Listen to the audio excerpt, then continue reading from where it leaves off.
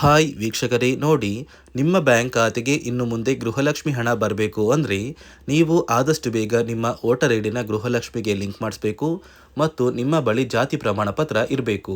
ಈ ಎರಡು ದಾಖಲಾತಿಗಳನ್ನ ನೀವು ಎಷ್ಟು ಬೇಗ ಗೃಹಲಕ್ಷ್ಮಿಗೆ ಮರು ಅರ್ಜಿ ಮೂಲಕ ಲಿಂಕ್ ಮಾಡಿಸ್ತೀರಾ ಅಷ್ಟು ಬೇಗ ಸರ್ಕಾರ ಹಣನ ಜಮಾ ಮಾಡುತ್ತೆ. ಯಾಕಂದರೆ ಇದೀಗ ಸರ್ಕಾರ ಮೊಬೈಲಲ್ಲೇ ಒಂದು ಅಪ್ಲಿಕೇಶನ್ನ ಕೊಟ್ಟಿದ್ದು, ಆ ಒಂದು ಅಪ್ಲಿಕೇಶನ್ ಮೂಲಕ ನೀವು ಗೃಹಲಕ್ಷ್ಮಿಗೆ ಮರು ಅರ್ಜಿ ಸಲ್ಲಿಸಬೇಕು ಅಂತ ಸರ್ಕಾರ ಆದೇಶ ಕೊಟ್ಟಿದೆ. ಅದೇ ರೀತಿ ಸರ್ಕಾರ ಕೆಲವೊಂದು ಜಿಲ್ಲೆಗಳನ್ನು ಆಯ್ಕೆ ಮಾಡಿ ಒಟ್ಟು 26 ಜಿಲ್ಲೆಗಳಿಗೆ ಕಳೆದ 3 ತಿಂಗಳಿಂದ ಬರಬೇಕಾದ ಗೃಹಲಕ್ಷ್ಮಿ ಯೋಜನೆಯ 6,000 ಹಣನ ಜಮಾ ಮಾಡ್ತಾ ಇದ್ದು, ಜುಲೈ 18ರಿಂದ ಕರ್ನಾಟಕದ ಕೆಲವು ಜಿಲ್ಲೆಗಳಿಗೆ ಈ ಒಂದು ಹಣ ಜಮಾ ಆಗ್ತಾ ಇದೆ. ಯಾರಿಗೆಲ್ಲ ಗೃಹಲಕ್ಷ್ಮಿ ಹಣ ಬರುತ್ತೆ, ಯಾರಿಗೆಲ್ಲ ಹಣ ಕ್ಯಾನ್ಸಲ್ ಆಗ್ತಾ ಇದೆ, ಹೇಗೆ ಮರು ಅರ್ಜಿ ಹಾಕೋದು ಅಂತ ಕೂಡ ನಾನು ನಿಮಗೆ ಈ ಒಂದು ವಿಡಿಯೋದಲ್ಲಿ ಸಂಪೂರ್ಣವಾಗಿ ತಿಳಿಸ್ಕೊಡ್ತಾ ಇದ್ದೀನಿ. ಅದಕ್ಕಿಂತ ಮೊದಲು ನೋಡಿ ವೀಕ್ಷಕರೇ, ನೀವು ನನ್ನ ಚಾನಲ್ನ ಸಬ್ಸ್ಕ್ರೈಬ್ ಆಗದೆ ಹಾಗೆ ವಿಡಿಯೋ ನೋಡ್ತಾ ಇದ್ರಿ, ದಯಮಾಡಿ ಪ್ರತಿಯೊಬ್ಬರು ಚಾನಲ್ನ ಸಬ್ಸ್ಕ್ರೈಬ್ ಮಾಡಿಕೊಂಡು ಪ್ರತಿಯೊಬ್ಬರು ವಿಡಿಯೋಗೆ ಒಂದು ಲೈಕ್ನ ಕೊಡಿ. ಹೌದು ವೀಕ್ಷಕರೇ, ಗೃಹಲಕ್ಷ್ಮಿ ಯೋಜನೆಯಲ್ಲಿ ಇದೀಗ ಸಾಕಷ್ಟು ರೀತಿಯ ಹೊಸ ಬದಲಾವಣೆಗಳು ಬರ್ತಾ ಇದೆ. ಸಿಎಂ ಡಿ.ಕೆ. ಶಿವಕುಮಾರ್ ಅವರೇ ಗೃಹಲಕ್ಷ್ಮಿ ಯೋಜನೆಯಲ್ಲಿ ಕೆಲವೊಂದು ಪರಿಷ್ಕರಣೆಗಳನ್ನ ಮಾಡ್ತಾ ಇದ್ದು, ಸಾಕಷ್ಟು ಫಲಾನುಭವಿಗಳ ಹೆಸರನ್ನ ಗೃಹಲಕ್ಷ್ಮಿ ಯೋಜನೆಯಿಂದ ಕ್ಯಾನ್ಸಲ್ ಮಾಡ್ತಾ ಇದ್ದಾರೆ. ನಿಮ್ಮ ಬ್ಯಾಂಕ್ ಖಾತೆಗೆ ಗೃಹಲಕ್ಷ್ಮಿ ಹಣ ಬರಬೇಕು ಅಂದರೆ ನಿಮ್ಮ ಬಳಿ ವೋಟರ್ ಐಡಿ ಇರಬೇಕು ಮತ್ತು ಜಾತಿ ಪ್ರಮಾಣ ಪತ್ರ ಕೂಡ ಇರಬೇಕು. ಈ ಎರಡು ದಾಖಲಾತಿಗಳನ್ನ ನೀವು ನಿಮ್ಮ ಒಂದು ಗೃಹಲಕ್ಷ್ಮಿಗೆ ಲಿಂಕ್ ಮಾಡಿಸಿದ್ರೆ ಮಾತ್ರ, ಅಂದರೆ ಮರು ಅರ್ಜಿ ಮೂಲಕ ಲಿಂಕ್ ಮಾಡಿಸಿದ್ರೆ ಮಾತ್ರ ನಿಮ್ಮ ಬ್ಯಾಂಕ್ ಖಾತೆಗೆ ಗೃಹಲಕ್ಷ್ಮಿ ಹಣ ಬರೋದು. ಅದೇ ರೀತಿ ಸರ್ಕಾರ ಗೃಹಲಕ್ಷ್ಮಿ ಫಲಾನುಭವಿಗಳಿಗೆ ಕಳೆದ 3 ತಿಂಗಳಿಂದ ಬರಬೇಕಾದ ಗೃಹಲಕ್ಷ್ಮಿ ಯೋಜನೆಯ 6,000 ಹಣನ ಕೆಲವು ಜಿಲ್ಲೆಗಳನ್ನು ಆಯ್ಕೆ ಮಾಡಿ ನಿಮ್ಮ ಬ್ಯಾಂಕ್ ಖಾತೆಗೆ ಜುಲೈ 18ರಿಂದ ಕರ್ನಾಟಕದ ಕೆಲವು ಜಿಲ್ಲೆಗಳಿಗೆ ಸರ್ಕಾರ ಜಮಾ ಮಾಡ್ತಾ ಇದ್ದು, ಯಾರಿಗೆಲ್ಲ ಈ ಗೃಹಲಕ್ಷ್ಮಿ ಹಣ ಕೂಡ ಬರ್ತಾ ಇದೆ ಅಂತ ನಾನು ನಿಮಗೆ ತಿಳಿಸ್ಕೊಡ್ತಾ ಇದ್ದೀನಿ. ನೋಡಿ ವೀಕ್ಷಕರೇ, ಮೊದಲು ಸರ್ಕಾರ ಯಾವ ಕಾರಣಕ್ಕೆ ಗೃಹಲಕ್ಷ್ಮಿ ಯೋಜನೆಗೆ ಹೊಸ ರೀತಿಯ ಒಂದು ನಿಯಮಗಳನ್ನ ತಂದಿದೆ ಅಂದರೆ, ಇಲ್ಲಿ ಗೃಹಲಕ್ಷ್ಮಿಯಲ್ಲಿ ಸುಮಾರು 6ರಿಂದ 7 ಲಕ್ಷಕ್ಕಿಂತ ಅಧಿಕ ಮಹಿಳೆಯರ ಹತ್ರ ಒಂದು ವೋಟರ್ ಐ ಡಿ ಕಾರ್ಡ್ ಇಲ್ಲ. ಅಂದರೆ ವೋಟರ್ ಐ ಡಿ ಇಲ್ಲ ಅಂದರೂ ಕೂಡ ಅವರು ಸರ್ಕಾರದಿಂದ ಬರುವ ಗೃಹಲಕ್ಷ್ಮಿ ಹಣನ ಪಡಿತಾ ಇದ್ದಾರೆ. ಮತ್ತು ಸಾಕಷ್ಟು ಫಲಾನುಭವಿಗಳ ಒಂದು ಬ್ಯಾಂಕ್ ಖಾತೆ ಏನಿದೆ, ಆ ಒಂದು ಬ್ಯಾಂಕ್ ಖಾತೆ ಹೊರ ರಾಜ್ಯದ ಬ್ಯಾಂಕ್ ಖಾತೆ ಆಗಿದೆ. ಅಂದರೆ ಕರ್ನಾಟಕದಲ್ಲಿರುವಂತಹ ಫಲಾನುಭವಿಗಳು ಬೇರೆ ರಾಜ್ಯದಲ್ಲಿ ಹೊಂದಿರುವಂತಹ ಒಂದು ಬ್ಯಾಂಕ್ ಖಾತೆನ ಕೊಟ್ಟು ಗೃಹಲಕ್ಷ್ಮಿ ಹಣನ ಪಡಿತಾ ಇದ್ದಾರೆ. ಅದೇ ರೀತಿ ಸಾಕಷ್ಟು ರೀತಿಯ ಹೊಸ ಬದಲಾವಣೆಗಳು ಯಾವ ಕಾರಣಕ್ಕೆ ಬರ್ತಾ ಇದೆ ಅಂದರೆ, ಗೃಹಲಕ್ಷ್ಮಿ ಯೋಜನೆಯಲ್ಲಿ ಅರ್ಹವಿರುವ ಫಲಾನುಭವಿಗಳಿಗೆ, ಅಂದರೆ ಕರ್ನಾಟಕದವರಾಗಿದ್ದು ಕರ್ನಾಟಕದಲ್ಲೇ ವೋಟರ್ ಐ ಡಿನ ಹೊಂದಿದ್ದು ಕರ್ನಾಟಕದ ಫಲಾನುಭವಿಗಳಾಗಿದ್ದು ಇವರ ಬ್ಯಾಂಕ್ ಖಾತೆಗೆ ಹಣ ತಲುಪಬೇಕು, ಬೇರೆ ಫಲಾನುಭವಿಗಳಿಗೆ ಯಾವುದೇ ಕಾರಣಕ್ಕೂ ಹಣ ತಲುಪಬಾರದು ಅಂತ ಸರ್ಕಾರ ನಿರ್ಧಾರ ಮಾಡಿದೆ. ಇದೇ ಕಾರಣಕ್ಕೆ ಸಾಕಷ್ಟು ಫಲಾನುಭವಿಗಳು ಗೃಹಲಕ್ಷ್ಮಿ ಯೋಜನೆಯ ಒಂದು ಅರ್ಹರ ಪಟ್ಟಿಯಿಂದ ಕ್ಯಾನ್ಸಲ್ ಆಗ್ತಾ ಇದ್ದಾರೆ. ನಿಮ್ಮ ಒಂದು ಮನೆ ಬಾಗಿಲಿಗೆ ಸರ್ಕಾರದಿಂದ ಅಧಿಕಾರಿಗಳು ಬರ್ತಾರೆ. ಸೊ ಸರ್ಕಾರ ಗೃಹಲಕ್ಷ್ಮಿ ಮರು ನೋಂದಣಿಗೆ ಒಂದು ಅಪ್ಲಿಕೇಶನ್ ಕೂಡ ಕೊಟ್ಟಿದ್ದಾರೆ. ಅಂದರೆ ಮೊಬೈಲಲ್ಲೇ ಆ ಒಂದು ಅಧಿಕಾರಿಗಳು ನಿಮ್ಮ ಮನೆ ಬಾಗಿಲಿಗೆ ಬಂದು ನಿಮ್ಮ ದಾಖಲಾತಿಗಳಾದ ರೇಷನ್ ಕಾರ್ಡ್, ಆಧಾರ್ ಕಾರ್ಡ್ ಮತ್ತು ವೋಟರ್ ಐ ಡಿ ಇದೀಗ ಕಡ್ಡಾಯ ಮಾಡಿದೆ. ಅದೇ ರೀತಿ ಜಾತಿ ಪ್ರಮಾಣ ಪತ್ರ ಬೇಕಾಗುತ್ತಂತ ನೀವು ಕೇಳಿದ್ರೆ, ಸದ್ಯಕ್ಕೆ ಸರ್ಕಾರ ಯಾವುದೇ ರೀತಿಯ ಜಾತಿ ಪ್ರಮಾಣ ಪತ್ರನ ಕೇಳ್ತಾ ಇಲ್ಲ. ಬದಲಿಗೆ ನಿಮ್ಮ ಒಂದು ಪತಿಯ ಆಧಾರ್ ಕಾರ್ಡ್, ನಿಮ್ಮ ಒಂದು ವೋಟರ್ ಐ ಡಿ ಮತ್ತು ನಿಮ್ಮ ಒಂದು ಮನೆಯ ರೇಷನ್ ಕಾರ್ಡ್ನ ಕೊಟ್ಟು ನೀವು ಗೃಹಲಕ್ಷ್ಮಿಗೆ ಮರು ನೋಂದಣಿನ ಮಾಡ್ಕೋಬೇಕು. ಈ ಒಂದು ಕೆಲಸನ ಮಾಡೋದು ಗ್ರಾಮದಿಂದ ಕೆಲವು ಅಧಿಕಾರಿಗಳು ಬರ್ತಾರೆ. ಅಂದರೆ ಗ್ರಾಮ ಅಭಿವೃದ್ಧಿ ಇಲಾಖೆಯಿಂದ ಕೆಲವೊಂದು ಅಧಿಕಾರಿಗಳು ಬಂದರೆ ಅಂಗನವಾಡಿಯ ಕಾರ್ಯಕರ್ತರು ಕೂಡ ನಿಮ್ಮ ಮನೆ ಬಾಗಿಲಿಗೆ ಬಂದು ಪ್ರತಿ ಫಲಾನುಭವಿಗಳ ದಾಖಲಾತಿಗಳನ್ನ ಎಂಟ್ರಿ ಮಾಡ್ಕೊಂಡು ಹೋಗ್ತಾರೆ. ಸೊ ಆ ಒಂದು ಫಲಾನುಭವಿಗಳು ಎಂಟ್ರಿ ಮಾಡಿದ ನಂತರ ಸರ್ಕಾರದಿಂದ ನಿಮಗೆ ಒಂದು ನೋಟಿಫಿಕೇಶನ್ ಬರುತ್ತೆ. ನಿಮ್ಮ ಮೊಬೈಲ್ ನಂಬರ್ ಏನಿದೆ ಆ ಒಂದು ಮೊಬೈಲ್ ನಂಬರ್ಗೆ ಒಂದು ಮೆಸೇಜ್ ಬರುತ್ತೆ. ಅಂದರೆ ನಿಮ್ಮ ಗೃಹಲಕ್ಷ್ಮಿ ಮರು ನೋಂದಣಿ ಅರ್ಜಿನ ನಾವು ಸ್ವೀಕಾರ ಮಾಡಿದ್ದೀವಿ ಮತ್ತು ಮುಂದಿನ ದಿನಗಳಲ್ಲಿ ನಿಮ್ಮ ಒಂದು ಗೃಹಲಕ್ಷ್ಮಿ ಹಣನ ನಿಮ್ಮ ಬ್ಯಾಂಕ್ ಖಾತೆಗೆ ಜಮಾ ಮಾಡ್ತೀವಿ ಅಂತ ಸರ್ಕಾರದಿಂದಲೇ ಒಂದು ಮೆಸೇಜ್ನ ಕಳಿಸ್ತಾರೆ. ಆದರೆ ನೀವು ನಿಮ್ಮ ಮೊಬೈಲ್ ನಂಬರ್ನ ಆಕ್ಟಿವ್ ಆಗಿರುವಂತಹ ಮೊಬೈಲ್ ನಂಬರ್ನ ಕೊಡಬೇಕು. ಯಾಕಂದರೆ ನಿಮ್ಮ ಬ್ಯಾಂಕ್ ಖಾತೆಗೆ ಲಿಂಕ್ ಆಗಿರುವಂತಹ ಮೊಬೈಲ್ ನಂಬರ್ ಬೇರೆ ಇರುತ್ತೆ ಮತ್ತು ನೀವು ಹೊಂದಿರುವಂತಹ ಒಂದು ಮೊಬೈಲ್ ನಂಬರ್ ಬೇರೆ ಇರುತ್ತೆ.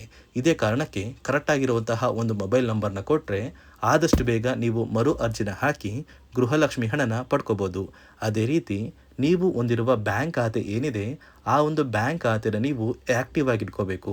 ಅಂದರೆ ಯಾವುದೇ ರೀತಿಯ ಒಂದು ವಹಿವಾಟನ್ನು ನಡೆಸ್ತಾ ಇಲ್ಲ ಅಂದರೆ ನಿಮ್ಮ ಒಂದು ಬ್ಯಾಂಕ್ ಖಾತೆಗೆ ಗೃಹಲಕ್ಷ್ಮಿ ಹಣ ಖಂಡಿತವಾಗಿಯೂ ಬರೋದಿಲ್ಲ. ಅದೇ ರೀತಿ ನೋಡಿ ವೀಕ್ಷಕರೇ, ನಿಮ್ಮ ಮನೆಯ ಕುಟುಂಬರು ಅಂದರೆ ಗೃಹಲಕ್ಷ್ಮಿ ಯೋಜನೆಯ ಒಂದು ಸದಸ್ಯ ಏನಾರನ್ನು ಮರಣ ಹೊಂದಿದ್ದು ಅವರ ಬದಲಾಗಿ ನೀವು ಅಪ್ಲಿಕೇಶನ್ ಹಾಕ್ತೀವಿ ಅಂದರೆ ಅದು ಸಾಧ್ಯವಿಲ್ಲ. ಯಾಕಂದರೆ ನಿಮ್ಮ ಒಂದು ರೇಷನ್ ಕಾರ್ಡಲ್ಲಿ ಮನೆಯ ಯಜಮಾನಿ ಯಾರಿರ್ತಾರೆ ಅವರೇ ಮಾತ್ರ ಗೃಹಲಕ್ಷ್ಮಿ ಯೋಜನೆಗೆ ಅರ್ಹರಾಗಿರ್ತಾರೆ. ಒಂದು ವೇಳೆ ಮನೆಯ ಸದಸ್ಯರು ಯಜಮಾನಿಯಾಗಿದ್ದು ಅವರು ಮರಣ ಹೊಂದಿದ್ರೆ ನೀವು ಗೃಹಲಕ್ಷ್ಮಿ ಯೋಜನೆಗೆ ಅಪ್ಲಿಕೇಶನ್ ಹಾಕೋದಕ್ಕೆ ಆಗೋದಿಲ್ಲ. ಮೊದಲು ನಿಮ್ಮ ಮನೆಯಲ್ಲಿ ಇರುವಂತಹ ಒಂದು ಹೆಣ್ಣು ಮಗಳು ಅಂದರೆ ಮಹಿಳೆ, ನಿಮ್ಮ ಒಂದು ಪತ್ನಿ ಇರ್ಬೋದು ಅಥವಾ ನಿಮ್ಮ ಒಂದು ತಾಯಿ ಇರ್ಬೋದು, ಅವ್ರನ್ನ ಮನೆಯ ಯಜಮಾನಿ ನೀವು ಮಾಡಬೇಕಾಗುತ್ತೆ. ಸೊ ಮನೆಯ ಯಜಮಾನಿ ಮಾಡಿದ ನಂತರ ಮಾತ್ರ ನೀವು ಗೃಹಲಕ್ಷ್ಮಿಯ ಸೌಲಭ್ಯನ ಪಡ್ಕೋಬೋದು. ಒಂದು ವೇಳೆ ನೀವು ಗೃಹಲಕ್ಷ್ಮಿಗೆ ಹೊಸದಾಗಿ ಅರ್ಜಿ ಹಾಕಬೇಕು ಅಂದರೆ ಇದೀಗ ಸರ್ಕಾರ ಅದಕ್ಕೂ ಕೂಡ ಕರ್ನಾಟಕ ಒನ್, ಗ್ರಾಮ ಒನ್ ಅಥವಾ ಬೆಂಗಳೂರು ಒನ್ ಸೇವಾ ಕೇಂದ್ರದಲ್ಲಿ ಅವಕಾಶ ಮಾಡಿಕೊಟ್ಟಿದೆ. ಆದರೆ ಮೊದಲ ಥರ ಇವಾಗ ನೀವು ಅರ್ಜಿನ ಹಾಕೋದಕ್ಕೆ ಆಗೋದಿಲ್ಲ. ಬದಲಿಗೆ ನಿಮ್ಮ ರೇಷನ್ ಕಾರ್ಡ್ನ ತೊಗೊಂಡೋಗ್ಬೇಕು, ನಿಮ್ಮ ಆಧಾರ್ ಕಾರ್ಡ್ನ ತೊಗೊಂಡೋಗ್ಬೇಕು, ನಿಮ್ಮ ಒಂದು ಪತಿಯ ಆಧಾರ್ ಕಾರ್ಡ್ನ ಕೂಡ ತೊಗೊಂಡೋಗ್ಬೇಕಾಗುತ್ತೆ, ನಿಮ್ಮ ವೋಟರ್ ಐ ಡಿ ಕೂಡ ಕಡ್ಡಾಯವಾಗುತ್ತೆ. ನಿಮ್ಮ ವೋಟರ್ ಐ ಡಿ ನಿಮ್ಮ ಹತ್ರ ಇದ್ದರೆ ಮಾತ್ರ ನೀವು ಗೃಹಲಕ್ಷ್ಮಿ ಯೋಜನೆಯ ಒಂದು ಅರ್ಹತೆಯನ್ನು ಪಡ್ಕೋತೀರಾ. ಒಂದು ವೇಳೆ ವೋಟರ್ ಐ ಡಿ ಇಲ್ಲ, ರೇಷನ್ ಕಾರ್ಡ್ ಇದೆ, ಆಧಾರ್ ಕಾರ್ಡ್ ಇದೆ ಅಂದರೆ ಇನ್ನು ಮುಂದೆ ನಿಮ್ಮ ಬ್ಯಾಂಕ್ ಖಾತೆಗೆ ಸರ್ಕಾರ ಗೃಹಲಕ್ಷ್ಮಿ ಹಣನ ಖಂಡಿತವಾಗಿಯೂ ಜಮಾ ಮಾಡೋದಿಲ್ಲ. ಯಾಕಂದರೆ ಪ್ರತಿ ವರ್ಷವೂ ಕೂಡ ಸರ್ಕಾರ ವೋಟರ್ ಐ ಡಿನ ಬಿಡುಗಡೆ ಮಾಡುತ್ತೆ, ಅಂದರೆ ವೋಟರ್ ಲಿಸ್ಟ್ನ ಬಿಡುಗಡೆ ಮಾಡುತ್ತೆ. ಈ ಒಂದು ಲಿಸ್ಟಲ್ಲಿ ಕೆಲವು ಫಲಾನುಭವಿಗಳ ಒಂದು ಹೆಸರನ್ನ ಕ್ಯಾನ್ಸಲ್ ಮಾಡುತ್ತೆ.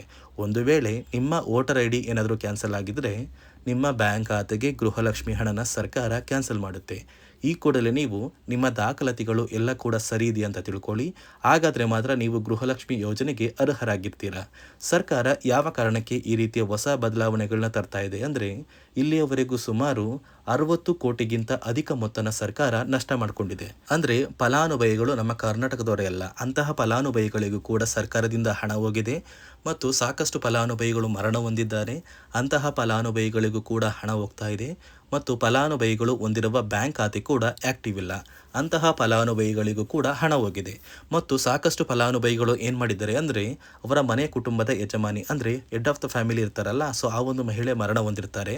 ಸೊ ಏನೋ ಒಂದು ಕಾರಣದಿಂದ ಮರಣ ಹೊಂದಿದ್ದು ಅವರ ಬ್ಯಾಂಕ್ ಖಾತೆಗೆ ಬರುವ ಗೃಹಲಕ್ಷ್ಮಿ ಹಣನ ಒಂದು ATM ಮೂಲಕ ವಿತ್ಡ್ರಾ ಮಾಡಿದ್ದಾರೆ ಮತ್ತು ಫೋನ್ಪೇ ಮೂಲಕ ಟ್ರಾನ್ಸ್ಫರ್ ಮಾಡ್ಕೊಂಡಿದ್ದಾರೆ. ಇದೀಗ ಸರ್ಕಾರ ಈ ರೀತಿಯ ಒಂದು ಹೊಸ ಬದಲಾವಣೆಗಳನ್ನ ಜಾರಿಗೆ ತಂದರೆ ಯಾರಿಗೂ ಕೂಡ ಗೃಹಲಕ್ಷ್ಮಿ ಹಣ ಮೋಸ ಆಗೋದಿಲ್ಲ ಮತ್ತು ಪ್ರತಿ ಫಲಾನುಭವಿಗಳಿಗೆ ಹಣ ಬಂದೇ ಬರುತ್ತೆ ಅಂತ ಆದೇಶ ಕೊಟ್ಟಿದೆ.